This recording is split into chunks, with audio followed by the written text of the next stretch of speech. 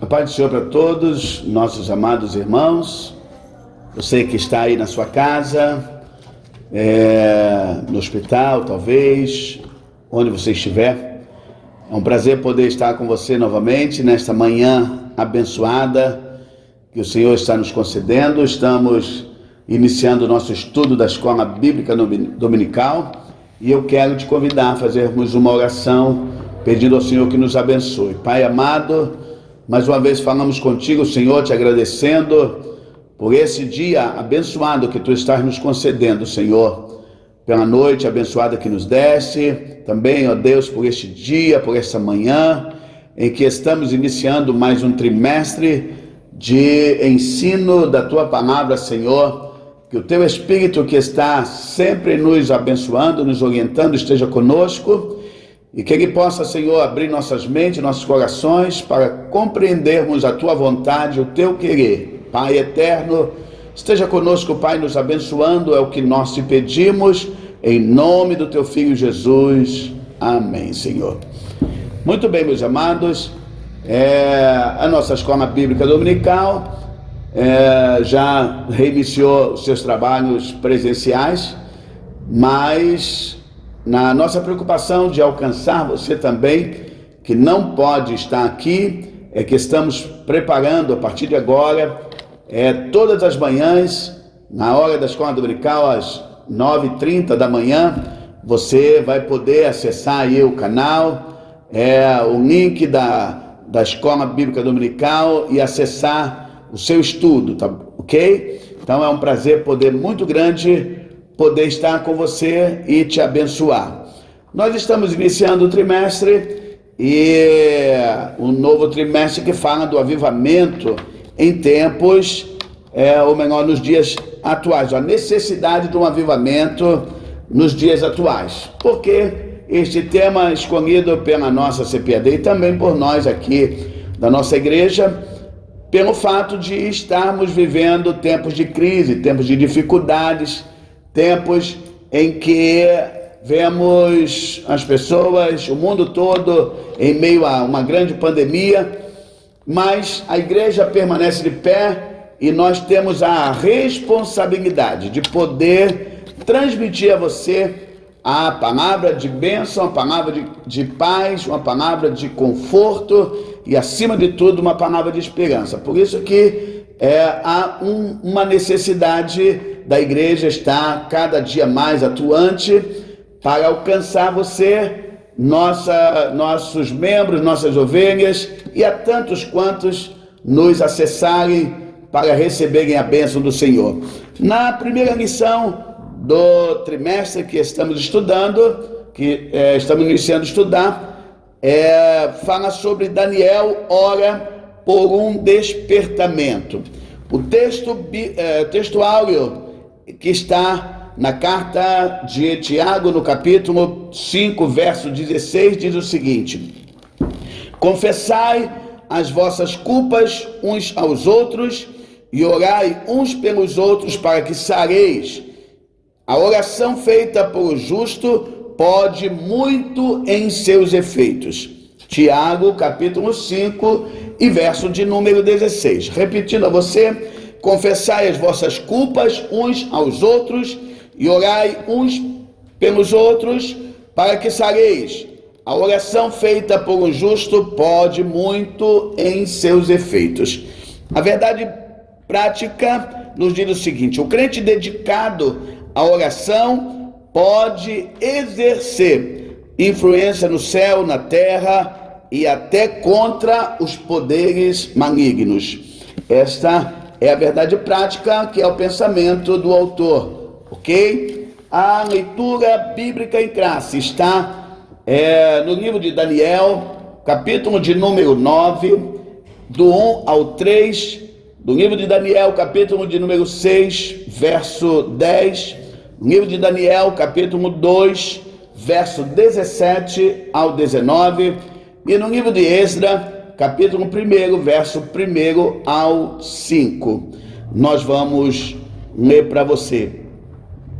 No ano primeiro de Dario, filho de Assuero, da nação dos Medos, a qual foi constituído rei sobre o reino dos caldeus, no ano primeiro do seu reinado, eu, Daniel, entendi pelos livros que o número de anos de que falou o Senhor ao profeta Jeremias, em que haviam de acabar as assolações de Jerusalém, era de 70 anos. E eu dirigi o meu rosto ao Senhor Deus, para buscar com oração e rogos, e jejum, e pano de saco e cinza. Daniel, pois, quando soube que a escritura estava assinada, entrou em sua casa. Ora, havia no seu quarto janelas abertas da banda de Jerusalém, e 3 vezes no dia se punham de joelhos, e orava, e dava graças diante do seu Deus, como também antes costumava fazer. Então Daniel foi para sua casa e fez saber o caso a Hananias, Misael e Azarias, seus companheiros, para que pedissem misericórdia ao Deus dos céus sobre este segredo, a fim de que Daniel e seus companheiros não perecessem com o resto dos sábios de Babilônia. Então foi revelado o segredo a Daniel numa visão de noite, e Daniel louvou o Deus dos céus. No primeiro ano de Ciro, rei da Pérsia, para que se cumprisse a palavra do Senhor por boca de Jeremias, despertou o Senhor o espírito de Ciro, rei da Pérsia, o qual fez passar pregão por todo o seu reino, como também por escrito, dizendo: assim diz Ciro, rei da Pérsia, o Senhor dos céus, o Senhor Deus dos céus, me deu todos os reinos da terra, e ele me encarregou de me edificar uma casa em Jerusalém, que é em Judá. Quem há entre vós de todo o seu povo, seja seu Deus com ele, e suba a Jerusalém, que é em Judá, e edifique a casa do Senhor, Deus de Israel. Ele é o Deus que habita em Jerusalém. E todo aquele que ficar em alguns lugares em que andar peregrinando os homens no seu lugar, o ajudarão com prata, com ouro, com fazenda, com gados, afora as dádivas voluntárias para a casa de Deus que habita em Jerusalém. Então levantaram-se os chefes dos pais de Judá e Benjamim, e os sacerdotes e os levitas, com todos aqueles cujo coração Deus despertou para subirem a edificar a casa do Senhor, que está em Jerusalém. Meus amados, aqui estamos diante de uma lição bem importante. Daniel ora por um despertamento.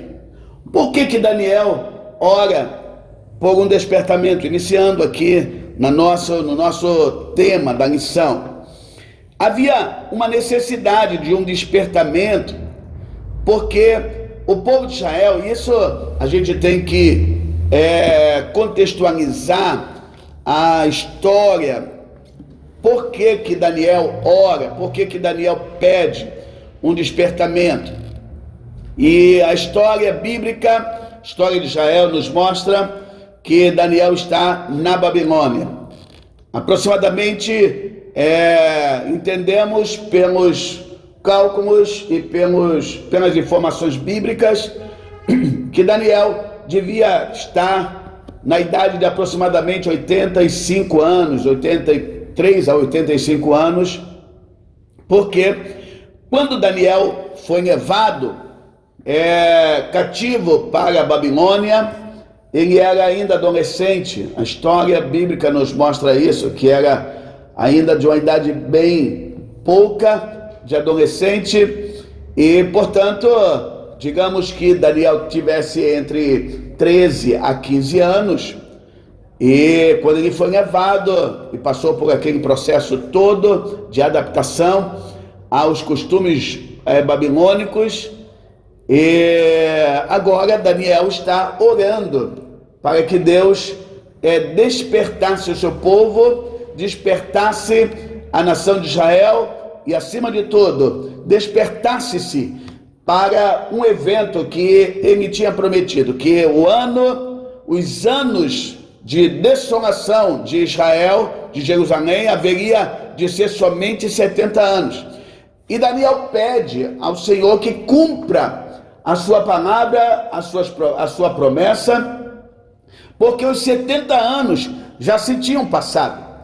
E agora, se Daniel vai para a Babilônia aos 15 anos, digamos assim, e 70 anos se passaram, então nós podemos supor que Daniel já esteja com 85 anos, 15 anos que ele tinha, mais 70, 85 anos. Daniel continuava fiel ao Senhor, continuava buscando a graça e a misericórdia de Deus para o seu povo. Então, queridos, era esta a situação que Daniel estava vivendo naquele momento. Ele estava reivindicando de Deus o cumprimento da sua promessa de fazer com que o povo de Israel voltasse para a sua pátria. E nós vamos, durante o período da aula, mostrar por que isso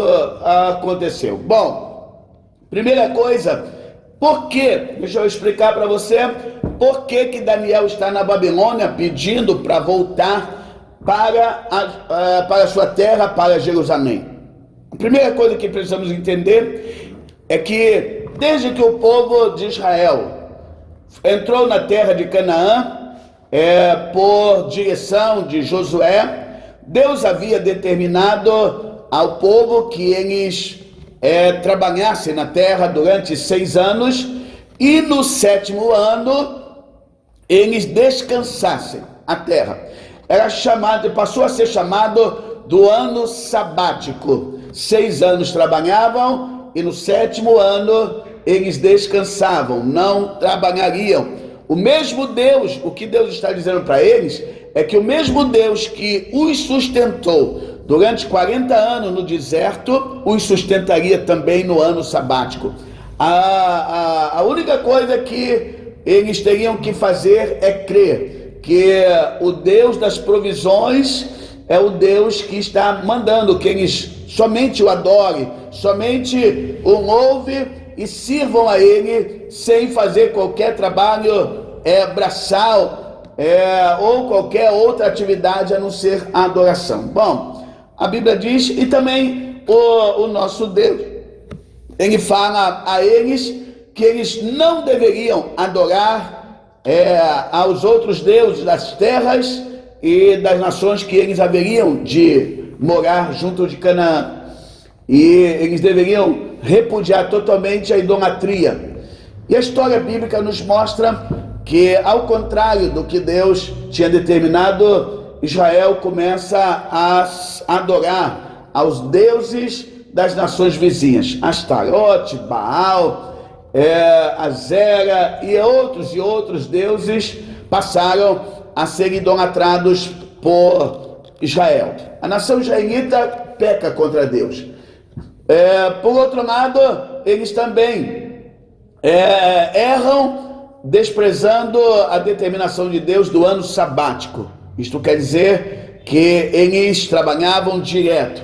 A terra era produtiva, como diz a promessa de Deus a Abraão, manava leite e mel, produzia tudo, e eles começaram a trabalhar produzindo, e chega o 7º ano, eles não confiam que Deus haveria de dar sustento, e continuam a trabalhar. E a Bíblia diz que eles começam a roubar de Deus o ano sabático, o ano da adoração, entendeu? Hoje, para nós, cristãos evangélicos, o dia, né? O dia sabático para nós é no domingo, é o dia em que temos para adorar o Senhor e crermos que as provisões de Deus vêm para a nossa vida. Bom, dentro do contexto histórico, passaram-se 490 anos do povo trabalhando direto e roubando de Deus 70 anos. 70 anos que deveriam descansar, eles não descansaram. E Deus levanta os seus profetas, começa a profetizar contra eles, para que eles se arrependessem, mas eles não se arrependem, e a misericórdia de Deus não se extingue, mas a própria misericórdia de Deus leva eles à justiça, ao resultado dos seus erros e dos seus pecados. Deus faz com que a nação assíria, que tem como capital Nínive, onde todos nós nos lembramos da história de Jonas, quando Deus envia Jonas à cidade de Nínive, aquela nação, que era uma nação perversa, má, leva o povo de Israel. Nessa época em que a Síria estava dominando, a nação de Israel estava dividida entre duas nações, a nação do sul e a nação do norte. E a nação ficou dividida em Israel e Judá. Então, quando isso se deu, essa divisão se deu quando o filho de Jeroboão, o filho de Salomão, Roboão, assume o trono, e quando assume o trono, ele assume um reinado com muitos impostos altíssimos. A nação estava subjugada de deveres e impostos a pagar. Isso sobrecarregava a população de Israel. E quando Roboão assume o trono, eles vão a Roboão, a nação, o povo, vai a Roboão e pede para que Roboão diminua os impostos, sobre a carga de impostos sobre ele. E Roboão pede conselho aos anciões de Israel, e eles lhe aconselham a que realmente diminuísse os impostos colocado por seu pai. Por que Salomão, apesar de toda a sabedoria, impõe impostos tão altos?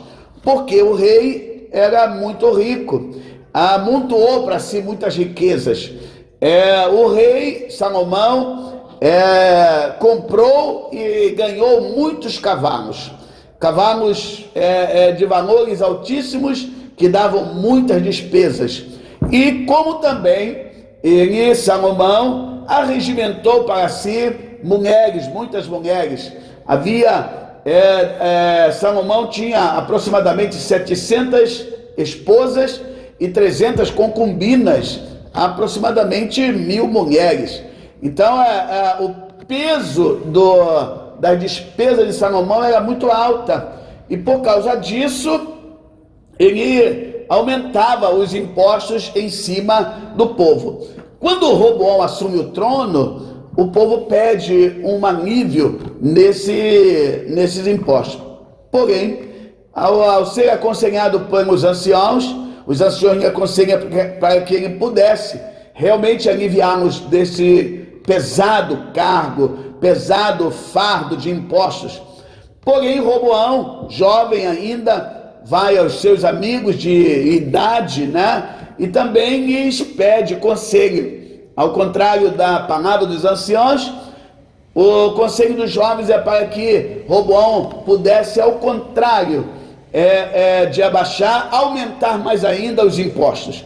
E Roboão, por inexperiência e por falta de percepção, aumenta os impostos, provocando uma revolta popular. Foi quando um antigo desafeto de seu pai, Salomão, chamado Jeroboão, que tinha se exilado no Egito, com a morte de Salomão, Jeroboão vem, e com a revolta popular, a Bíblia nos diz que Jeroboão se alia aos revoltados, dividindo a nação de Israel em duas nações, a nação de Israel e a nação de Judá. Jeroboão leva consigo 10 tribos, enquanto Roboão fica somente com a tribo de Judá e Benjamim. E aí está a divisão do povo de Israel, chamada cisão da nação de Israel. E por consequência disso, a nação de Israel, liderada por Jeroboão, todos os reis que passam, eles seguem na linha de pecado contra Deus, enquanto que a nação de Judá mantém a sua identidade com Deus, porém com alguns erros e alguns pecados. A Bíblia diz que Deus envia em juízo, levanta a nação assíria para que pudesse subjugar, levam as tribos de Israel, lideradas, né, agora por outros reis, para a Síria. Eles são subjugados, são torturados e muitos mortos, enquanto a tribo do norte, que é Judá, permanece no seu lugar, e Deus usando os profetas para que eles pudessem se arrepender, porém não se arrependem. Deus promove uma mudança de reino quando levanta a nação da Babilônia, o reino babilônico, que vence o reino da Síria, instituindo assim um reinado diferente, um reinado que não se subjuga, um reinado que não mata, porém deporta as nações de um lugar para o outro, porque a consciência babilônica do reino babilônico era tirar a identidade dos seus dominados, das nações dominadas. Portanto, a história bíblica nos mostra que quando Nabucodonosor vem para Judá, para levá-los, ele leva na primeira deportação os jovens, né? Os jovens príncipes, líderes das nações, jovens, porque a nação babilônica está iniciando o seu domínio e precisa de jovens para fazer com que o reinado seja próspero. Depois da segunda deportação, são levados todos os artífices, todas as pessoas que tinham habilidade de trabalho. A nação babilônica precisava construir o império, e esses deportados haveriam de ajudar na formação imperial da Babilônia.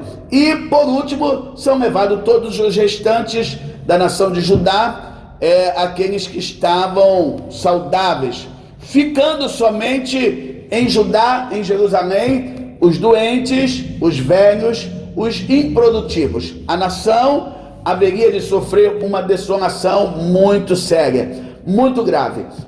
O profeta Jeremias, nas suas lamentações, no livro das lamentações, mostra a situação que os que ficaram em Jerusalém sofreram.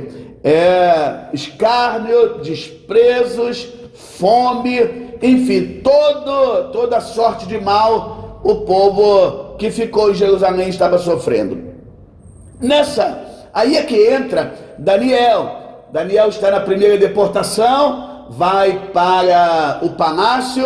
Lá no palácio de Nabucodonosor, ele é convidado para participar de preparações para pertencer, digamos assim, à alta liderança da nação babilônica. Ele haveria de se preparar para poder estar junto ao rei, sendo seu conselheiro, ministro e tudo mais. Juntamente com ele estavam seus amigos Ananias, Misael e Azarias e outros mais. Então, queridos, essa é a história que leva Daniel até a Babilônia. A Bíblia diz que Daniel, mesmo na Babilônia, ele não esquecia dos princípios da sua nação e do seu Deus.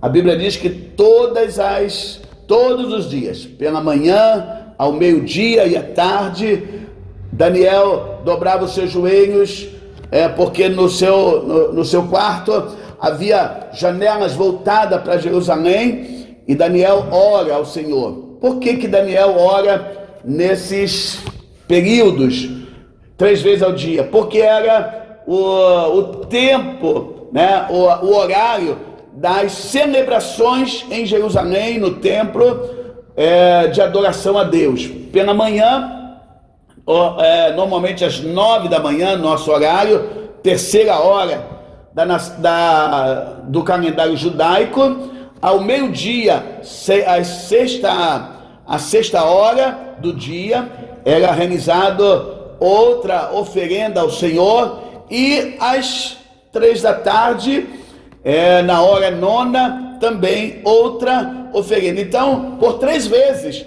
os judeus ofereciam ao Senhor sacrifício de adoração. E Daniel não perdeu essa prática de adorar a Deus. Daniel era um homem que orava ao Senhor, que buscava ao Senhor. Então, queridos, é desta forma que Daniel está dentro do contexto do domínio babilônico e também participando aí desse momento de busca de despertamento. Escutem só a posição de Daniel. Daniel estava confortável. Daniel morava no palácio, era uma pessoa de alta consideração do palácio, o rei ouvia. A história bíblica nos mostra que quando Daniel foi jogado na cova dos leões, por causa de seus companheiros invejosos, porque Deus usava Daniel em visões e revelações, e era conselheiro do rei. Isso sempre traz para as pessoas certa inveja. E Daniel agora é imposto a ele por uma lei que o rei decreta, que ele não poderia, que ninguém poderia adorar outro Deus que não fosse o próprio rei. E quando os seus algozes tramaram essa lei, porque sabia que Daniel orava 3 vezes ao dia ao Deus de Israel, e ele é jogado na cova dos leões, mas o rei se preocupa, o rei gosta de Daniel, o rei reconhece em Daniel um servo de Deus, um servo do Deus Altíssimo.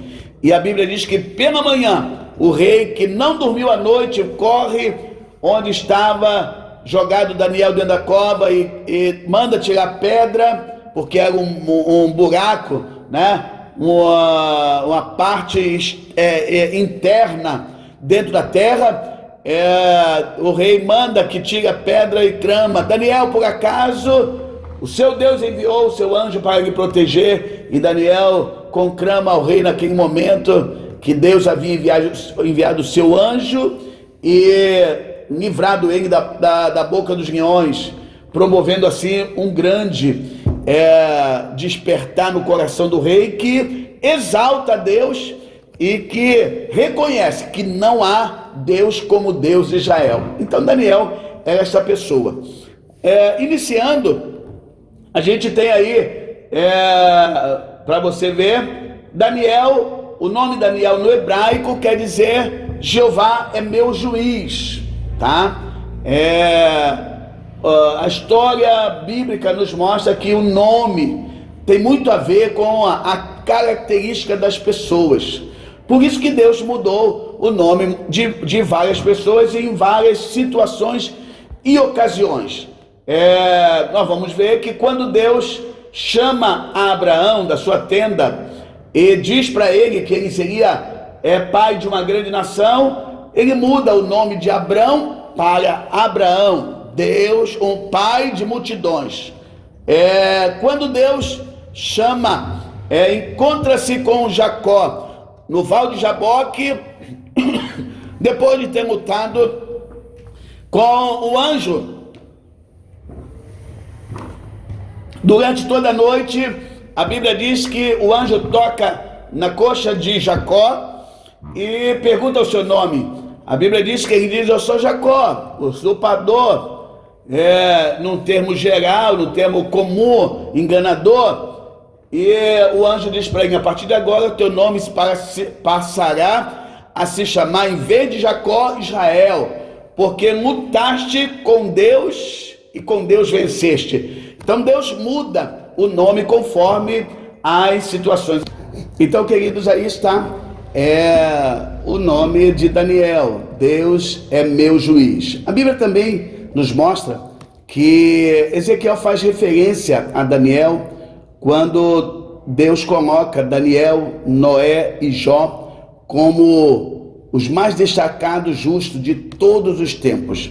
Isto mostra que a intimidade de Daniel, Noé e Jó com Deus era de tal forma que podia-se usar o nome deles se eles rogassem a Deus a qualquer situação, Deus lhes atenderia. Porém, a Bíblia diz que naquele caso, nem mesmo se eles pedissem, Deus atenderia o pedido deles. Então, que coisa interessante é uma vida de comunhão com Deus, e Daniel mostra isso. Nós vamos ver mais à frente que Daniel também era descendente da família real de Judá e, pelo menos, da alta nobreza dessa nação. Está em Daniel capítulo 1, verso número 3, quando a Bíblia diz que na primeira deportação foram levados os jovens, os príncipes e os nobres de Israel para trabalharem no palácio do rei. Ele também recebe o nome caldeu de Beltesazar, que significa príncipe de Baal. Então, era uma forma do governo babilônico tentar mudar a característica das pessoas mudando o seu nome, tá? Mas isso não influenciou na vida de Daniel. Isso acontece na nossa vida. Não é a mudança de nome ou de situações que pode mudar a característica daquele que serve ao Senhor. Daniel também aprende a falar e a escrever a língua caldeia. Isso está em Daniel capítulo 1, verso 4, quando ele se preparou para ser um dos conselheiros dos reis que haveriam de suceder e também trabalhar no palácio de Nabucodonosor. Nós vamos ver também que ele teve a enorme satisfação de ver um remanescente de Israel voltar à Palestina, a Jerusalém. Daniel, isso está em Daniel capítulo 10, verso 12, Daniel não podia voltar a Jerusalém. Não existe registros de que Daniel tenha voltado, até por causa da sua idade, mas ele teve a satisfação de ver o seu povo retornando e voltando a construir o templo e a sua cidade de qual ele tanto amava. No ano 3º de Ciro, já no Império Medo-Persa, ele recebe uma outra visão de Deus, informando acerca do futuro sofrimento de Israel, do período da redenção através de Jesus Cristo, da ressurreição dos mortos e do fim da atual dispensação. Nós vamos ver isso em Daniel capítulo 11, verso 12, quando, dentre as visões vistas por Daniel, ele vê também uma estátua que tinha cabeça de bronze, busto e braços de prata, ventre de cabeça de ouro, busto e braços de prata, busto de bronze, pernas de ferro e pés de barro e ferro. Isso simbolizava os reinos que haveriam de suceder. A história humana estava demonstrada naquela estátua. A Bíblia diz que a cabeça de ouro representava a Babilônia, o busto e os braços de prata representavam a nação Medo-Persa, o busto de bronze representava o Império Grego, as pernas de ferro representou a nação ou Império de Roma, e os pés de ferro e barro simboliza os impérios atuais. Quando a Bíblia fala de barro e ferro junto, fala de nações duras e nações mais flexíveis.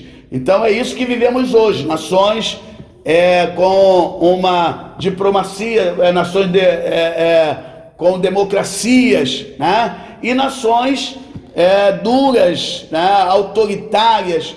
Essas nações autoritárias qualificadas como nações de ferro, e as nações democráticas como as nações de barro.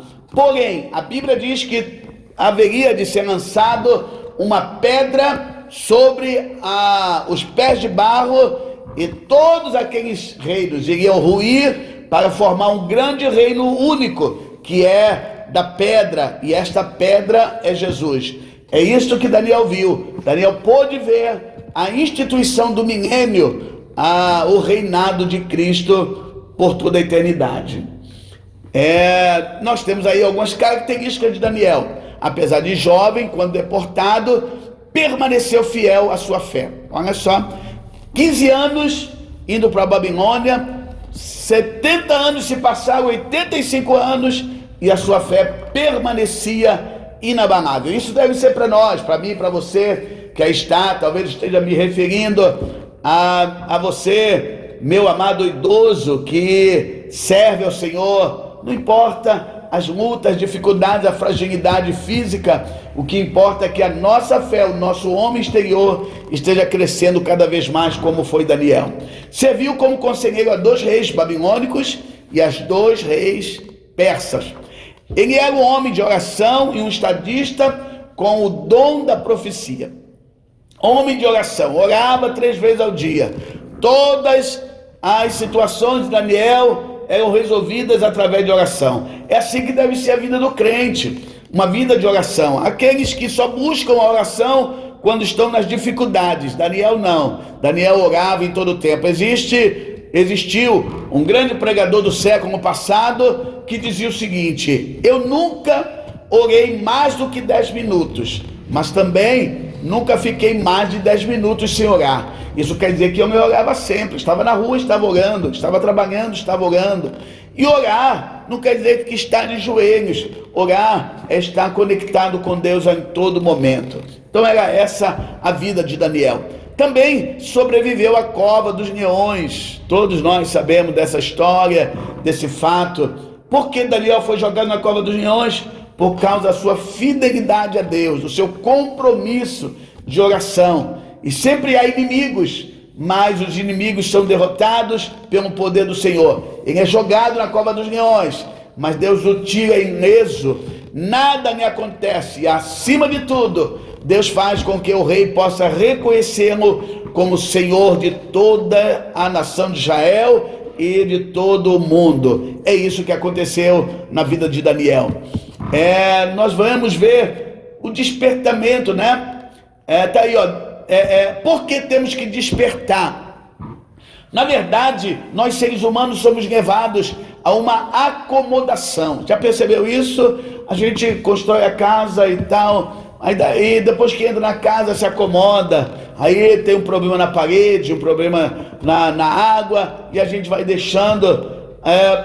A mesma coisa acontece na nossa vida espiritual. Por isso que Paulo escreve aos Efésios, no capítulo 5, verso 4: desperta tu que dormes, levanta-te dentre os mortos e Cristo te iluminará. O despertamento é o ato ou o efeito de despertar várias vezes no espaço de tempo. Então, queridos, na verdade, nós devemos viver um avivamento, um despertamento contínuo. Quantas vezes a gente tem que nos despertar para a oração? Meu Deus, quanto tempo sem orar, quanto tempo sem ler a Bíblia, quanto tempo sem fazer o meu devocional, quanto tempo que eu não contribuo para Deus. Enfim, há sempre um relaxamento em nossa vida e nós precisamos de um despertamento para que nós possamos estar dentro da conformidade de Deus, tá? Isso é despertamento. Qual foram os motivos pelo qual Daniel pede por um avivamento ou um despertamento? Porque a nação de Jerusalém, a nação de Israel, Jerusalém, a cidade, estava desolada, destruída. E isto, nós vemos as características dessa desolação no livro de Neemias, capítulo 1, quando Neemias recebe seu irmão Ananias, que tinha ido a Jerusalém, viu as portas queimadas, muros derrubados, o templo destruído e até o sepulcro dos pais violados. Isso trouxe em Neemias uma tristeza muito grande. Era esta a mesma visão de Daniel. E mais ainda, Daniel, ele pôde buscar, através do livro do profeta Jeremias, capítulo 29 e verso 10, que o tempo para a desolação era 70 anos, então já tinha se cumprido. Queridos, quantas vezes nós nos esquecemos das promessas de Deus, das palavras de Deus para a nossa vida e murmuramos? Nós devemos guardar. Daniel guardava a palavra de Deus, consultava a palavra de Deus e as promessas de Deus. 70 anos se passaram, era hora de voltar para Jerusalém, e Daniel pedia isso a Deus. Por isso que haveria de fazer um despertamento, um avivamento, para que a palavra de Deus se cumprisse na vida dele e do seu povo. Nós temos também qual foi a atitude de Daniel quando despertado, e essa deve ser a nossa atitude. Daniel capítulo 9, verso 3 diz: Daniel orou. Olha só, está no versículo, na nossa lição, no ano, e eu dirigi, verso 3, e eu dirigi o meu rosto para o Senhor Deus, para buscar com oração, rogos, jejuns, pano de saco e cinza. Olha só que interessante, Daniel começa a orar ao Senhor, em vez de reclamar, vamos orar. Era esta a posição de Daniel.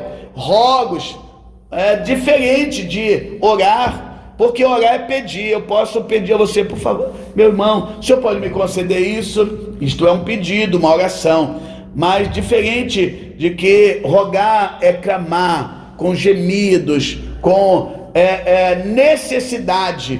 É isso que Daniel estava fazendo, rogando ao Senhor. Jejuava, um ato de contrição. Ele entrava num propósito de Deus, de sacrifício físico, para que Deus lhe pudesse responder. Daniel se humilhou. A Bíblia diz que Daniel se vestiu de pano de saco. Quando alguém queria uma vida pomposa, uma demonstração pomposa, se vestia de púrpura, de vestidos caros. Mas quando queria demonstrar humilhação diante de Deus, se vestia de pano de saco. É o plano mais simples e mais barato que alguém podia ver. Somente pobres e miseráveis usavam esse tipo de vestimenta. Entendeu, querido? Então ele se humilhou. A Bíblia diz que ele se humilhou até cinza. É o ato mais baixo que alguém pode demonstrar. É cinza. Por quê? Porque nós somos pó. Quando alguém se senta nas cinzas, literalmente ou figuradamente, ele está buscando humilhação de Deus. A Bíblia diz que Daniel ora pelos pecados do seu povo, pelo seu próprio pecado, se arrepende dos seus erros e se converte, muda de situação. Era esta a atitude de Daniel para o despertamento que ele estava promovendo. Não adianta, queridos, nós buscarmos algo de Deus, um despertamento, um avivamento, se nós não nos convertemos, se nós não nos humilhamos, se nós não buscamos em oração. Então que isso seja para nós, né? Essa atitude. Agora, e as respostas? O que será que Deus responde a Daniel? Sim, a Bíblia diz no capítulo 5, verso 30 e 31, que o império babilônico é destruído. Belsazar faz a sua festa e Deus destrona ele, morre naquele dia. O império medo-persa assume o reinado. Por que Deus precisa mudar o reino? Por que Deus precisa mudar o rei? Por que Deus precisa mudar a característica? Porque enquanto o império babilônico dispersava o povo, o império medo-persa, através de Ciro, tinha como característica cuidar, era mais fragilizado, ou melhor, era mais brando, né? O seu trato com os seus dominados. E a Bíblia diz no livro de Esdras, no capítulo 1, verso de 1 a 5, que o rei Ciro, após uma revelação de Deus a ele através das escrituras de Isaías, no capítulo de número 45, verso 1, Deus revela a Ciro que ele tinha sido chamado para dar liberdade ao povo, e ele assina o decreto permitindo que o povo de Israel volte à sua pátria para reconstruir os muros, reconstruir a cidade, reconstruir o templo e voltarem à adoração ao Senhor. Então, queridos, é isso que a nossa lição desta semana nos traz. Oração para um despertamento. Afinal de contas, você está orando para quê? Oramos para tantas coisas. Pedimos a Deus a bênção para a nossa vida, para a nossa família. Oramos a Deus para Deus abençoar a nossa nação, curar os enfermos. Mas e a nossa oração individual? O nosso despertamento individual? Eu não sei se você está precisando orar por um despertamento na tua vida, mas que esta lição possa servir de uma recomendação. Vamos nos avaliar e vermos em que precisamos ser despertados. Deus abençoe a tua vida e próximo domingo, não se esqueça, estamos aqui novamente para transmitir a você o ensino da palavra do nosso Deus. Deus abençoe e tenha um bom domingo e uma semana de vitória. Em nome de Jesus, amém.